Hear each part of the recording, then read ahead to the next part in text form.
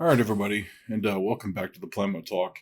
Not only do we talk about gunpla, but we talk about other things related to it and outside of it. And getting into today's episode, I want to go ahead and get through a couple of things on news-wise. And so, first and foremost, the next podcast that comes out will be a collaboration between myself and another content creator that is very similar to what I do. I think it's Dad Life Gunpla is his name. He and I have been communicating back and forth a little bit to set up a special video call podcast episode. So look forward to seeing that come out probably in the next week or so. Secondly, I've got a couple of things I'm working on. The Real Grade number 35 Wing Gundam that is being worked on right now, and I should have that out by next Saturday, which would be like the 16th or 17th. I can't remember off the top of my head. And then I've got a couple of videos releasing about the Goof Custom, the water slides, and basics, how to, and the tools required for that. That's coming out soon. And I'm still plugging away at the Master Grade EX Strike Freedom. So there's a couple things I'm working on that I'm trying to get accomplished and get through. Now, on to the topic of this particular podcast episode. I got a chance to watch episode 1 of Gundam GquuuuuX. And I know that I'd mentioned possibly doing an actual review of this, with a video, but then I got to thinking to myself, and give me a second while I take a sip of water, is that I am not I'm not a video reviewer. I'm not a TV show reviewer or movie reviewer. That's not really what I do. And I was having trouble actually developing the video. I wrote the script, I wrote my thoughts, and then I decided this is really just not enjoyable at all. I don't want to have to go out there, collect a lot of photos and put it all together, and it's a lot more work than I realize. When you see people like Jeremy Johns or Grace Randolph or a few others out there that do this, I mean, it's evident they put a lot of work into this, and I didn't realize how much work they put into these reviews until I actually started to try to do one myself. And that is just not for me. And I really feel like it'd have been incredibly disingenuous if I even tried. So I didn't. But what I want to use this episode for is to kind of go over my thoughts on GquuuuuX and that episode.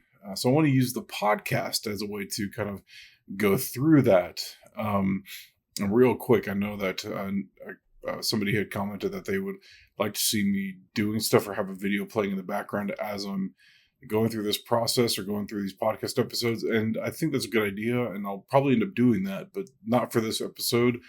I want to see if I can find a way to capture some B-roll footage or something for these particular episodes, or do some behind the scene build videos to kind of add these to the podcast as I'm talking. So let's just jump right into it. This is set what it seems like 5 years after the events of 0079. It's a reimagining of the UC. And I think what it really asks is, what if the Federation didn't win? And it's clear off of episode 1 that Zion won, or Zion won, however you want to pronounce it. And it's the first episode is slightly chaotic within the first eight minutes. It doesn't have good pacing. It's real jumpy. It's choppy. But I think this you just kind of getting to know the characters as quickly as possible to be introduced, because this is like a 12 episode story arc, so I don't expect it to really go into great detail. Unlike The Witch from Mercury, I think those are 24 episode seasons, so they were able to kind of get away with a little bit more. Actually, it might have been lower than that, lower episode count than that. I can't remember off the top of my head. Anyway, and you can correct me in the comments if you like. But I think with Witch from Mercury from episode 1, you were able to kind of get a. I think that was set better. You were able to get a better idea of who these characters were because it really focused on. I can't remember her name now, but it really focused on the main character of Witch from Mercury and her mother and what happened and how things transpired. With GquuuuuuX, it doesn't really get into that. It just throws you right into the story, and you're kind of sitting there thinking, okay, well, who are these characters? What are they about? Where are they from? What's their background? And at least that's what I was thinking. And its story just kind of seems to be all over the place up until about the 8.5, 9 minute mark. That's where things start to smooth out with this episode and start to have better pacing. It's not as choppy. It's more fluid, and it just kind of runs really well with the narrative. So at that 9 minute mark, all the way to that 23 minute mark, it's really, really where the episode hits its stride. So I would probably recommend, just sticking with it for the first 8 minutes. It's really not a lot to ask. And then wait until it gets to that 10 minute mark, and then things will start picking up. So I want to go ahead and get into the suits real quick. We've seen the GquuuuuuX. We've seen that on the review that I've done. And if you're looking for that, you can find that in my kit review videos. You could also see that with creators like Mecha Gakatsu and many, many others. But then you've also got the websites, the Wikipedias, some of the spoiler information. It's all out there. So we've seen this Gundam. It is in fact a Gundam. I thought initially it was going to be an advanced mobile suit, but it is an actual Gundam. So it is quite interesting. It's actually a Gundam from Xeon, or Xeonic forces. So that is very interesting. Within 5 years after 0079. The one thing that I wasn't too sure about was the V-fin and the battle mode. It turns out that the V-fin opens up when it's in that Psychomu mode, or Psychomu system is engaged, and the battle mode is when it's not engaged. So it was a little backwards, but I mean, it's a different universe, different story. So, let's run with it. Let's see what happens. The Heat Hawk. That is not part of the original loadout of the Gundam. That is something that it picks up about 3/4 away of the episode when it's fighting 2 Zaku MPs.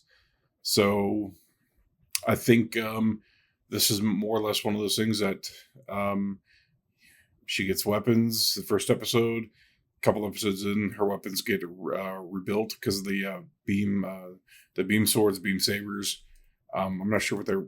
I didn't catch what they were really called, but for all intents and purposes, beam sabers, they get destroyed within the first couple of minutes of the episode. I know spoiler alerts, very heavy spoiler alerts in this episode. So, listener beware. So those might get rebuilt later on in this season, in the next 11 episodes somewhere. In the show, the suit moves a lot better than it does as an actual gunpla kit. So, I mean, that's to be expected. It just kind of does. And it honestly, it looks a lot better on screen than I initially thought. So I'm actually pretty surprised. The animation is actually quite good with the show. It's not, it's more rounded and bubbly, and versus what you see with some of the later iterations of Gundam and things of that nature, like especially like Gundam 00 or Seed or Gundam Wing or things of that nature. So it's the animation's a lot more bubbly, a lot more rounded, a lot more colorful. I think the audience is pretty evident. It's meant for a more mature, a semi-mature audience, but kids can watch it too without any problem. I think it's targeted towards them. Anyway, moving on. The Zaku MP. It's a Zaku. The head's a dead giveaway. It's a Zaku, but it's huge. I've got the high grade Zaku kit, the Zaku MP on pre-order. I've had it on pre-order for a little while, so I should be getting it in whenever they release the blasted thing. But I think it's going to be a very chunkier kit. And it's got a very industrial vibe to it, more, function over form. I really like that. I like the design. Now that I've actually seen it on the show, I actually do like the design. Do I prefer it over the original Zaku 2? It's pretty close, but I still like the OG Zaku 2s. There's a fondness there. What I do like over this one versus the older Zaku's, the OG Zaku's, is that the thrusters are exposed. So it does really give it that utilitarian aspect, that utilitarian feel. So it is really nice. And they add like visual weight and implied functionality to the actual mobile suit. Whereas, some of the Zaku's, the thrusters are hidden behind skirts and leg armor and things of that nature. So I really do like how they are exposed. One shocking thing was I found out what I saw with this episode was that the demilitarized version of the Zaku's that the Zionic forces actually sell to civilians. That is something that I did not expect. I was not expecting this. So that is very interesting. And then we get to the Red Gundam. Really, I'm not overly impressed with the actual Gundam RX-78-2, if that's what we're calling these. I am not impressed with the design language of this, and I said that in my last episode or last couple of episodes about this. I just am not impressed with the design. It really feels like it was an afterthought in comparison to the GquuuuuX, and that's just kind of how I feel about it. And you might disagree, and that's fine, but that's kind of how I feel about it. It just feels like it was an afterthought. It doesn't look or resemble the RX 782 very closely. I mean, you could tell that it's a Gundam. It's got those in between all the weird design language in it. The stylization of it is there enough to say, yeah, that's the Gundam. And they point it out a couple of times. Oh, that's Red Gundam. So they point it out. So clearly, it's a Gundam. The funnels are actually called bits, and I think I would honestly, I don't know why they didn't call them funnels. They act like funnels. They do the same thing as funnels, so why not just continue to call them funnels? Is it because they're not, straight or narrow? They're actually big and bulbous. They look like some really weird light bulb from the 70s. I'm really not sure how to describe them. But it kind of looks like when I saw a photo of the Red Gundam, it had those bits, it had like 6 of them. So it looks like the Mercury and V8 configuration. Not like they're going to have like that beam shield or anything, or that energy shield, mind you. But I think they could be used in a configuration like a synchronous configuration to attack their enemies. So again, why not call them funnels? I don't know. And again, it's not my favorite. It probably is the least interesting of anything that happened in that show, which is sad because, I mean, we're let's be honest, we're really watching. I would say some of us, a good majority of us, are watching this for the mechas. I'm watching it too for the story, but I'm really watching it for the mechas because I want to see what they've done. And so, on that topic of the story and what they've done, let's go ahead and get into the characters. And these characters are introduced, very much introduced.